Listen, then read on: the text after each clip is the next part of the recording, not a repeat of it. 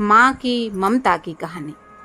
महातीर्थ है माँ की गोद। इंद्रमणि पांडे की आमदनी कम थी और खर्च ज़्यादा। अपने बच्चे के लिए दाई रखने का खर्च नहीं उठा सकते थे, लेकिन एक तो बच्चे के लालन पालन और सेवा की फिक्र थी और दूसरे अपने बराबर वालों को दिखावे के लिए रईस बनकर रहने की चाह इस खर्च को सहने पर मजबूर करता था। बच्चा दाई को बहुत चाहता था, हर दम उसके गले का हार बना रहता था, इसीलिए दाई को रखना और भी जरूरी था। यह दाई एक बूढ़ी औरत थी, बूढ़ी बुढ़िया इंद्रमणि यहाँ 3 साल से नौकर थी। उसने उनके इकलौते बेटे का लालन पालन किया, अपना काम बड़ी लगन से करती थी। उसे निकालने का कोई बहाना नहीं था और जबरदस्ती कमियां निकालना इंद्रमणि जैसे भले आदमी के स्वभाव में नहीं था। पर उसकी पत्नी सुखदा इस संबंध में पति से सहमत नहीं थी। उसे शक था कि दाई हमें लूट लेती है। जब दाई बाजार से लौटती तो वह छुप कर देखती कि कहीं हिसाब में कोई गड़बड़ी तो नहीं है, कहीं आटा चावल छिपा तो नहीं लेती। उसकी लाई हुई चीज़ों को घंटों देखती, पूछताछ करती, बार बार पूछती, इतना ही क्यों, क्या भाव है, क्या इतना महंगा हो गया। दाई अक्सर इस प्रश्नों का उत्तर नम्रता पूर्वक देती, किंतु जब कभी बहू जी जरूरत से ज़्यादा सवाल जवाब करने लगती तो वह भी कड़ी पड़ जाती थी, कसम खाती, सफाई पेश करती, वाद विवाद में घंटों लग जाते और प्रतिदिन यह नाटक दाई के रोने धोने के साथ समाप्त होता था। दाई इतनी सख्तियां झेलने के बाद भी इस घर में टिकी हुई थी। इस बात से सुखद और ज़्यादा गहरा शक होता था। उसे कभी विश्वास नहीं होता था कि यह बुढ़िया केवल बच्चे के प्रेम वश में पड़ी हुई है। वह बुढ़िया को इतने बाल प्रेमशीला नहीं समझती थी। संयोग से एक दिन दाई को बाजार से लौटने में जरा देर हो गई। सुखदा गुस्से में भरी बैठी थी। दाई को देखते ही कड़क कर बोली, क्या बाजार में खो गई थी? दाई विनयपूर्ण भाव से बोली, एक जान पहचान की मेहरी से भेंट हो गई थी। वह बातें करने लगी। सुखदा इस जवाब से और भी जुड़कर बोली, यहाँ दफ्तर जाने को देर हो रही है और तुम्हें सैर सपाटे की सूझती है। परंतु दाई ने इस समय दबने में ही कुशल समझी। बच्चे को गोद में लेने चली, पर सुखदा ने झिड़क कर कहा, रहने दो, तुम्हारे बिना वह व्याकुल नहीं हुआ जाता। दाई ने इस आज्ञा का मानना आवश्यक नहीं समझा। बहू जी का क्रोध ठंडा करने के लिए इससे उपयोगी और कोई उपाय नहीं सूझा। उसने अपने बेटे रुद्रमणि को इशारे से अपने पास बुलाया। वह दोनों हाथ फैलाए लड़खड़ाता हुआ उसकी ओर चला।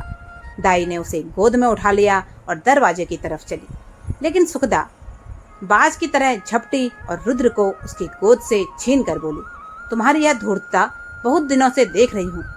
यह तमाशे किसी और को दिखाइए, यहाँ जी भर गया। दाई रुद्र पर जान देती थी और समझती थी कि सुखदा इस बात को जानती है, पर सुखदा ने यह बातें कुछ ऐसी कठोरता से कही और रुद्र को ऐसी निर्दयता से छीन लिया कि दाई से सहन न हो सका। बोली, बहू जी, मुझसे कोई बड़ा अपराध तो नहीं हुआ, बहुत तो पाव घंटे की देरी हुई होगी, इसी पर आप इतना बिगड़ रही हैं। तो साफ क्यों नहीं कह देती कि दूसरा दरवाज़ा देखो, नारायण ने पैदा किया है तो खाने को भी दे देगा, मजदूरी का अकाल थोड़ी ही है। सुखदा ने कहा, तो यहाँ तुम्हारी परवाह कौन करता है? तुम्हारे जैसी नौकरानियाँ गली गली ठोकरें खाती फिरती हैं। दाई ने जवाब दिया, हाँ, नारायण आपको कुशल से रखे। नौकरानियाँ और दासियाँ आपको बहुत मिलेंगी। मुझसे जो कोई अपराध हुआ हो क्षमा कीजिएगा, मैं जाती हूँ। सुखदा, अपना हिसाब लेती जाना। दाई, मेरी तरफ से रुद्र बाबू को मिठाइयाँ मंगवा दीजिएगा। इतने में इंद्रमणि भी बाहर आ गई। पूछा, क्या बात है? दाई ने कहा, कुछ नहीं। बहू जी ने जवाब दे दिया है, घर जाती हूँ। इंद्रमणि गृहस्थी के इन जंजालों से बचते थे, इसीलिए सुखदा पर खिन्न होकर बोले, क्या बात है, तुम्हें बैठे बिठाए एक ना एक खुचड़ सूझती रहती है। सुखदा ने तिनक कर कहा, मुझे तो इसका रोग है, क्या करूं, स्वभाव ही ऐसा है। तुम्हें यह बहुत प्यारी है तो ले जाकर गले में बांध लो, मेरे पास यहाँ जरूरत नहीं। दाई घर से निकली तो आंखें आंसुओं से भीग गई थी। हृदय रुद्रमणि के लिए तड़प रहा था। जी चाहता था कि बालक को लेकर प्यार से चूम लो, पर यह अभिलाषा मन में लिए ही उसे घर से बाहर निकलना था। रुद्रमणि दाई के पीछे पीछे दरवाजे तक आया, पर दाई ने जब दरवाजा बाहर से बंद कर दिया तो वह मचल कर जमीन पर लेट गया और अन्ना अन्ना कहकर रोने लगा। सुखदा ने पुचकारा, प्यार किया, गोद में लेने की कोशिश की, मिठाई देने का लालच दिया, मेला दिखाने का वादा किया, पर इससे कोई काम न चला। बालक रुद्र ने ऐसा रौद्र भाव धारण किया कि किसी तरह चुप न हुआ। यहाँ तक कि सुखदा को क्रोध आ गया। बच्चे को वह वहीं छोड़ दिया और घर के धंधे में लग गई। रोते रोते रुद्र का मुंह और गाल लाल हो गए, आंखें सूज गई। वह वहीं जमीन पर सिसकते सिसकते सो गया। सुखदा ने समझा कि बच्चा थोड़ी देर में रो धोकर चुप हो जाएगा, पर रुद्र ने जागते ही अन्ना की रट लगाई। 3 बजे इंद्रमणि दफ्तर से आए और बच्चे की यह दशा देखी तो स्त्री की तरफ गुस्से भरी नजरों से देखकर उसे गोद में उठा लिया और बहलाने लगे। जब अंत में रुद्र को यह विश्वास हो गया कि दाई मिठाई लेने गई है तो उसे संतोष हुआ, परंतु शाम होते ही उसने फिर चीखना शुरू कर दिया, अन्ना मिठाई ला। इस तरह 2-3 दिन बीत गए। रुद्र का अन्ना के रट लगाने और रोने के सिवा कोई काम नहीं था। अपने सभी खिलौने उसके बेकार हो चुके थे। वह कुत्ता जो उसकी गोद से एक क्षण के लिए भी न उतरता था, वह मौन व्रतधारी बिल्ली जिसे देखकर वह खुशी से फूला न समाता, वह पंखहीन चिड़िया जिस पर वह जान देता था, सब उसके चित्त से उतर गए। वह उनकी तरफ आंख उठाकर भी नहीं देखता। अन्ना जैसी जीती जागती, प्यार करने वाली, गोद में लेकर घुमाने वाली, थपक थपक कर सुलाने वाली, गा गा कर खुश करने वाली चीज का स्थान इन निर्जीव चीजों से पूरा न हो सकता था। वह अक्सर सोते सोते चौंक पड़ता और अन्ना अन्ना पुकार कर हाथों से इशारा करता, मानो उसे बुला रहा है। अन्ना की खाली कोठरी में घंटों बैठा रहता। उसे आशा होती कि अन्ना यहाँ जरूर आएगी। इस कोठरी का दरवाजा खुलते सुनता तो अन्ना अन्ना कहकर दौड़ता। उसका भरा हुआ शरीर घुल गया, गुलाब जैसा चेहरा सूख गया। माँ और बाप उसकी मोहनी हंसी के लिए तरस कर रह जाते थे।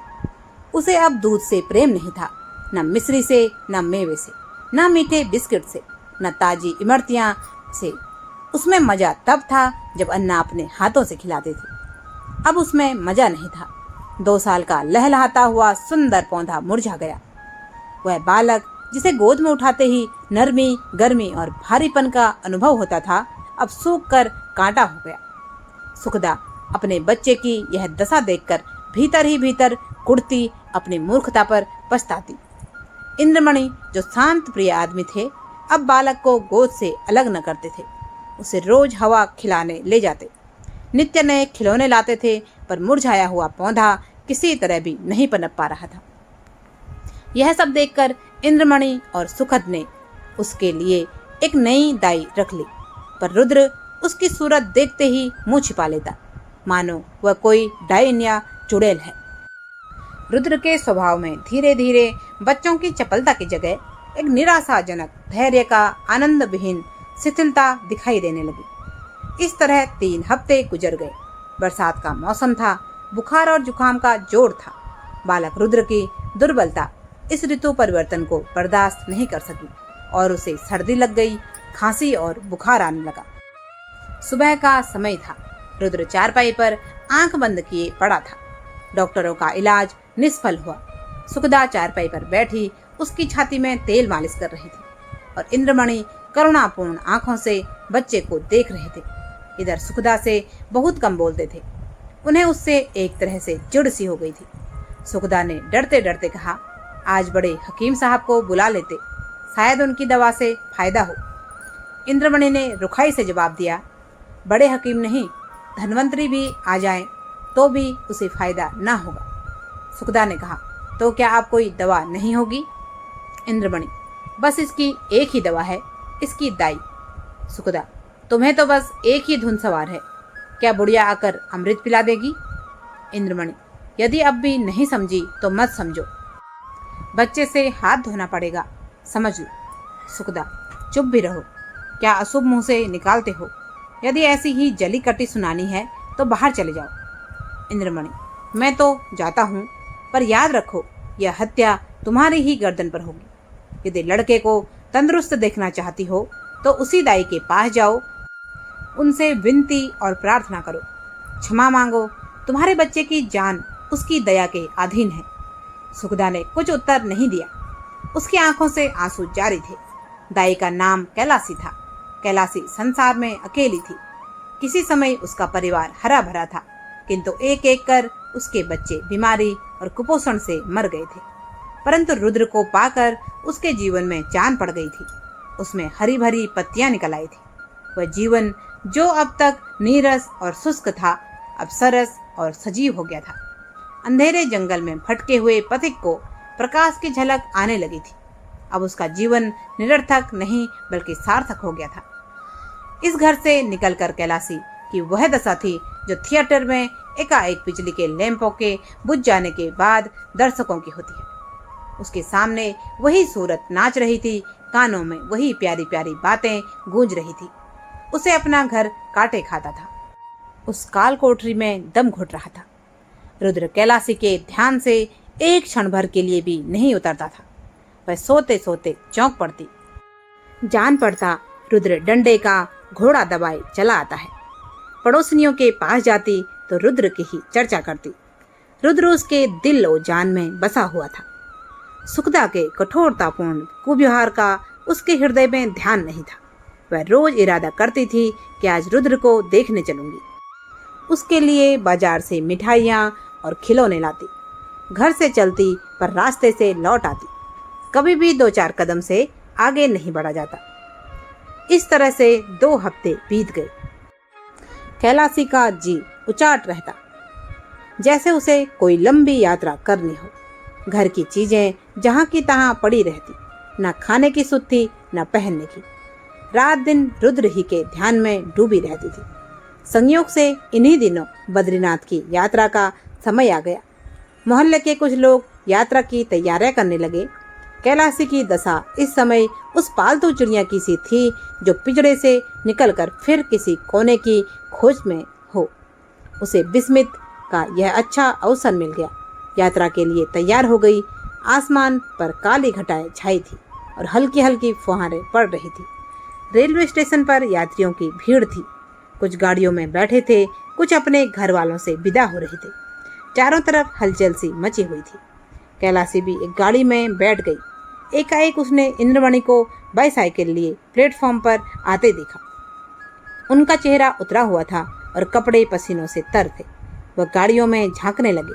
कैलासी केवल यह जताने के लिए कि मैं भी यात्रा करने जा रही हूँ।